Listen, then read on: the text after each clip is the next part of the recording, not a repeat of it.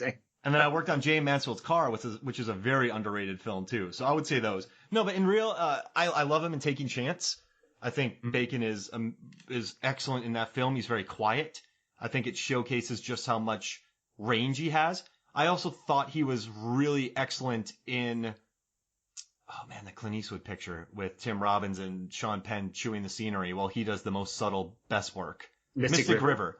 Mm-hmm. I thought his performance in that. So I watched Mystic River, and I was like, Sean Penn and Tim Robbins, they're great, but they're just, they had the loud perform. When I saw Bacon, I'm like, I think he can get an Oscar nomination for this, and he didn't. And it kind of bums me out because he's excellent in that role.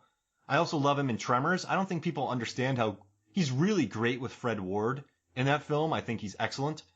What movies do you love him in? The River Wild. Oh my gosh, I love that picture. He's excellent in that one. And this is an off-ball one. The Air Up There.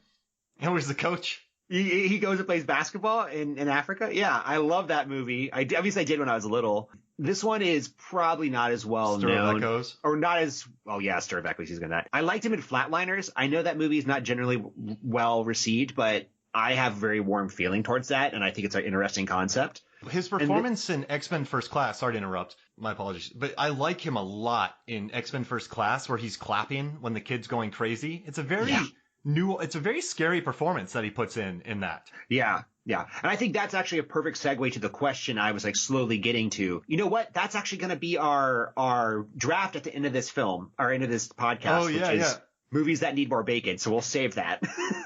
Hey, so how about this? Let's take a quick break. And then we come back, we'll talk more Bacon, and then we'll talk more Hollow Man, then we'll talk more Bacon. Got it. All right, we'll be right back.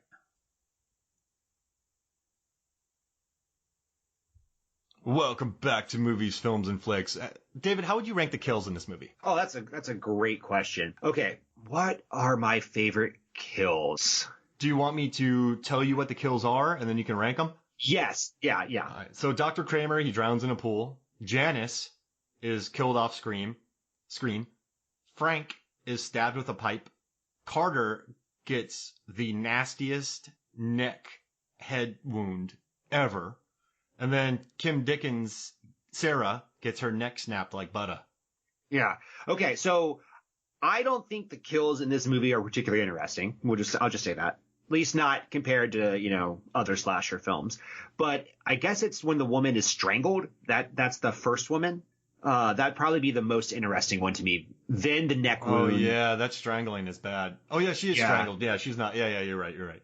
Yeah, then it would be the neck wounds. Who was the doctor who was killed in the room? Janice is attacked and choked. Yeah. That one guy's killed in the pool. Frank is stabbed. Carter gets his head smushed. And Kim Dickens, she's the one with the blood who gets her neck snapped. Okay.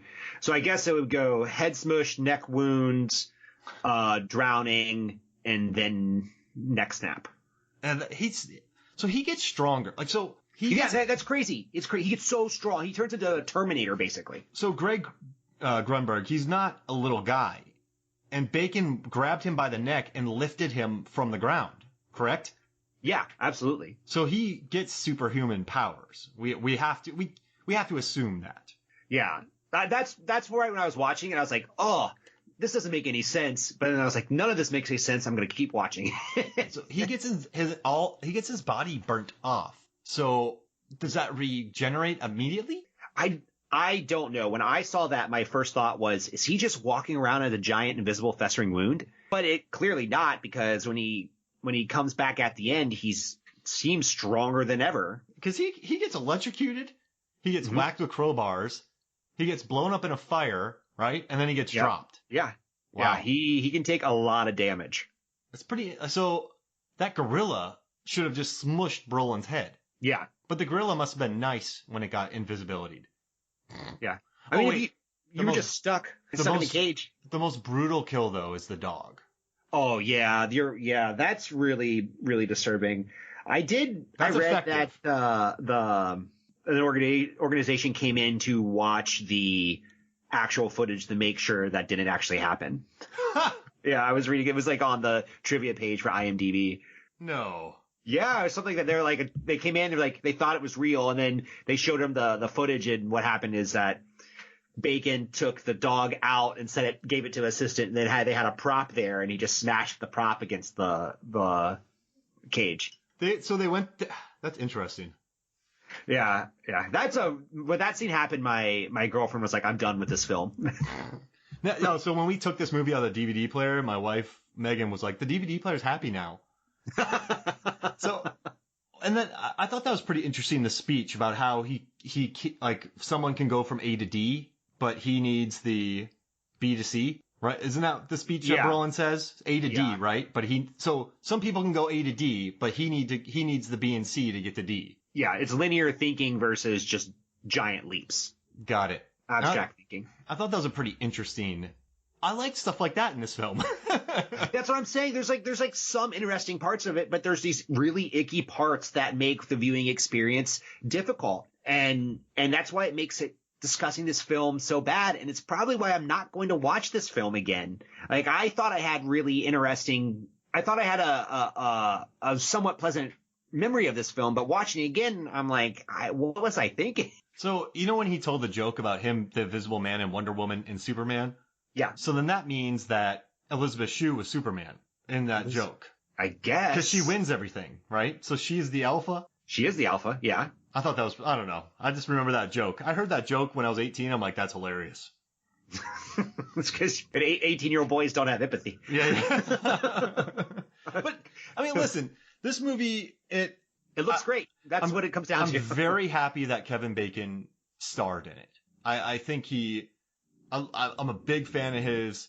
I like that. I just wish it could have gone RoboCop crazy and not traditional movie fare. I was reading some articles about this, and people were going as far as saying that this is the movie that you find on a DVD shelf in a truck stop, or people were. I don't know. It's like they also said. So this is what he said. He's like, I decided after Hollow Man, this is a movie, the first movie that I made that I thought I should not have made. It made money and this and that, but it really is not me anymore. I think many people could have done that. I don't think many people could have made RoboCop that way or Starship Troopers. But Hollow Man, I thought there might have been 20 directors in Hollywood who could have done that. I felt depressed with myself after 2002. In earlier interviews, like, he explained that it was offered to him in that time. And I think that's why, after I read that, a light clicked up in my head. Same. It's that yeah. I just kind of thought this movie wasn't Verhoeven enough. And I know that sounds weird, but he in the past, he's found a way to make ultraviolence palatable. He really has. Yeah. And really what you're getting to is like from 0 to 10 on the Verhoeven scale, this is like a 2. Yeah, exactly. I wanted it to be a 10. I would rather this have been like a Showgirls-esque than just a stock thriller. Yeah. I know I keep repeating myself, but that's when the light came on, and that's when I really started to understand this film. Yeah. I agree with you. It didn't make enough bold choices. Even though I like the ending, maybe I would have preferred like a separate movie that's all just people stuck in a lab with an invisible man, not just a third act of it, and that this movie would really focus on more of the psychological impact of having an invisible person stalking you, and not just with the female perspective, but also the male perspective. And I think that's something that's somewhat ignored in this, is that we see him stalking women, but he could also very well stalk men to see what they do when no one is looking and no one's around, and that could have been interesting as well. I like what Ebert said about it. He's like, Hollow Man uses the change of a man going invisible simply as a stunt. Scientist becomes invisible, becomes sex fiend, goes berserk, attacks everyone. I love how Ebert uses his words, but he also loved the special effects in this. Yeah, he was mentioning something about how. So I read that interview as well, or review, and how Sebastian's desire seems so small. Like, you have a superpower and you can do whatever you want, and all you want to do is murder, and then settle your grudge against your ex-girlfriend. I mean, all right. What's one illegal thing you would do if you went invisible? Well, I would go mess with a senator. Well, I'm assuming everyone could guess who it is, but there's a certain senator that I would just make him think he's going crazy. See, this sounds great. I love whiskey, right? But I don't. Mm-hmm. So many people take random bottles of whiskey and they jack up the price by like $800. So you have $100 bottle of whiskey and they're charging $600 for it. I would just go take that. I wouldn't take mom and pop stuff, but people overcharging, I'd grab their bottle. I could justify that. Yeah. Would you just go to the movies? Wouldn't even pay? You just walk right in? No, I can't, dude. I'm bad, dude. I have to pay. I have to buy my songs. I have to pay I'm so by the rules now that I couldn't do it. Because we work in I worked in the industry. I don't want to like take the money. So, and plus like I don't want to go to a movie theater and sitting there naked. It's so cold anyway. Yeah, exactly. No thanks. But one of the I got a couple things for you, but I want to bury one thing in the ground. I found a really interesting thing that Variety wrote. So they put the idea of movies having a male gaze has rarely been illustrated so bluntly. The result might have felt revelatory as opposed to merely unsettling or sickening. Were there any indication that the filmmakers, Verhoeven especially, had given the matter anything but the most cursory thought? What they were saying is more thought was put into the effects than the aspect of kind of the male gaze, which I think is true. I think this movie was very effects heavy and they succeeded, but I think that was at the cost of the story, much like Jurassic World or many of the big blockbusters. I'm really happy you found that quote because I think that nails what I've been trying to express and been failing to do over the last week since I've watched this movie and started researching it. And so, all right, so hey, you had a question that I really went overboard on. Do you want to ask what the question is? Yeah. So watching this film, I was struck by how millennium it is, like late 90s, early 2000s. So I want to know what nu metal song would make this film better. All right, so which one did you pick? I picked Static X Push It because it's about pushing the limits of your power. Whoa, I like that. I also really love Static X. It's like unironically, I really do love it. Push it. So Adam, he sent in, he did the nu metal song is Drowning Pool Sinner. So he would have picked that. But I don't know, I went together and so I'm 37, so we grew up around this time when nu metal was huge. And so while I think it has become a bit of a punchline, that's what we listened to back in the day. So I put together a nu metal playlist for you. Do you want to hear it? I do. All right. Waiting for the End by Linkin Park. I love that song. I think it highlights Chester's voice really well. I like Mike Shinoda a lot. Then I had POD Southtown. You know Southtown? In the Southtown. Then I did Faith by Limp Bizkit. That's my only Limp Bizkit song, but I love that cover. Like, I love how that breaks down. Then I have Simple Man by Shinedown, because I like that cover. Then I have Zombie by Bad Wolves, the Cranberries cover. I have Sound of Silence by Disturbed, because I think that's another really good cover. I have Alive by POD. Then I have In the Air Tonight by Nonpoint. That was featured in the Miami Vice picture. And then I have Shine by Josh Todd. He did a solo album. He was the singer in Buck Cherry. I have Send the Pain Below by Chevelle. Scars by Papa Roach. And Lost Prophets. They have a song called Last Train Home that I still jam out to all the time. All right. That's pretty good. What if you added... Push It? Push It. You gotta add Push It. Yeah. Well, a song that I come back to, or band I come back to regularly, I think, is Monster Magnet. Oh, yeah. I don't know why, but that's like a song that's burned into my brain. I remember I used to go to Power Man 5000 concerts. Oh, yeah. I love Power Man 5000. Are you ready? Let go. Okay. I think I have one or two more weird questions, unless you want to go. No, go for it. Okay. So we already covered, what would you do if you were invisible? Let me give me 1 second. I lost it in my in my notes. Oh, you're going to say a worse name for this. That's right. Okay, so I have a thing about names in films.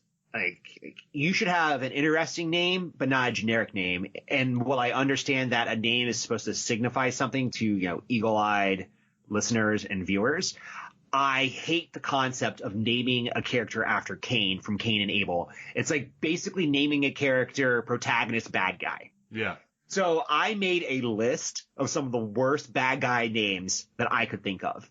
And I'm gonna run these off for you. Are you ready? Yeah.